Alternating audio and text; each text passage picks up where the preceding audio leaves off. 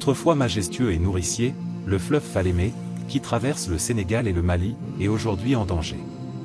Ses eaux, autrefois claires, sont polluées, et les populations riveraines subissent les conséquences d'une dégradation rapide de cet écosystème vital. Son bassin est en proie à une érosion incontrôlée et à une pollution croissante. Bani, akan sege. Ba sane ni ba hali hano kula me kuala no honi wata pompu jiota hanaka asana. Haida biri bantina ta na ko betina na konta barala fusita kala. Dio me domano mu me atina tare te hali fuile ke radio do. Di du hanan hora tuba masa hanan tende ma ka fuila jita ja. Sanute kula la te sila yegete soto la fusi. Les populations riveraines, qui dépendaient du fleuve pour leur subsistance, font face à une crise. La Falémé, qui était leur source de vie, est devenue un fardeau.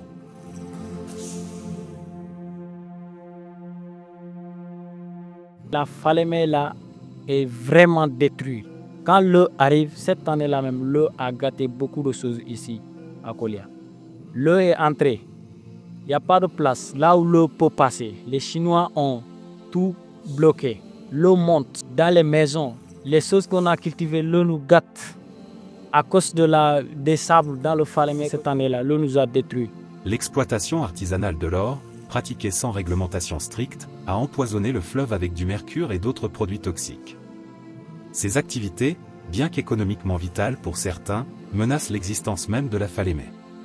Il y a des produits que les étrangers, les Maliens ou bien soit les Burkinabés, ils utilisent donc pour traiter l'or.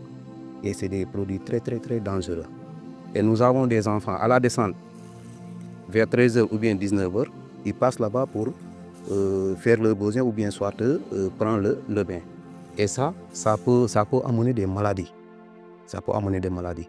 Donc d'ailleurs, ici parfois on fait des sensibilisations, on demande aux élèves de ne plus aller se laver là-bas.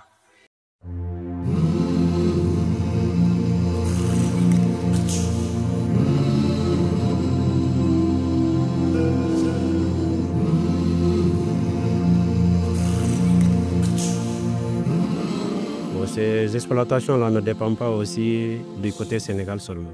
C'est surtout les deux côtés. Donc si nous pouvons lutter contre ces exploitations, ça serait mieux pour la population. Parce que c'est vrai, la population a envie du fleuve, mais bon, ça apporte beaucoup de choses aussi, parce qu'actuellement on ne peut pas faire des maraîchages, on ne peut pas faire des travaux sur le fleuve, parce que le fleuve est tellement sale. Donc si on pouvait lutter contre les deux rives-là, donc ça serait mieux, quoi. Des efforts sont en cours pour sauver ce qui peut encore l'être. L'État du Sénégal et des communautés locales travaillent ensemble pour restaurer la Falémé. Mais le chemin est long et ardu. Même si tu arrives au bord de la fleuve, on a enlevé toutes les machines, tout, on les a amenées de 500 mètres pour évacuer. Mais au Mali, ils sont au bord du fleuve. Nous, on applique ça chez nous, mais au Mali, là-bas, jusqu'à présent, ils sont au bord du fleuve, ils sont en train d'exploiter. Faire un appel à l'État pour qu'ils puissent se comprendre à l'État du Mali, qu'on puisse régler ce problème. Pour qu'eux aussi, ils peuvent prendre des mesures pour respecter le 500 mètres de la Falémé. Nous voulons que le gouvernement nous autorise à avoir des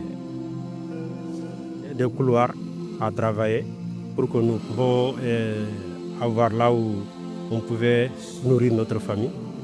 Ici, en ce moment-ci, les gens ont parti aujourd'hui à ramasser les cailloux qui contiennent l'or, ils viennent piler ça. Après, quand ils ont fini de piler ça, l'eau avec le sable redescend dans le flot. Maintenant, ça rend l'eau inutilisable. L'eau, on ne peut plus l'utiliser. La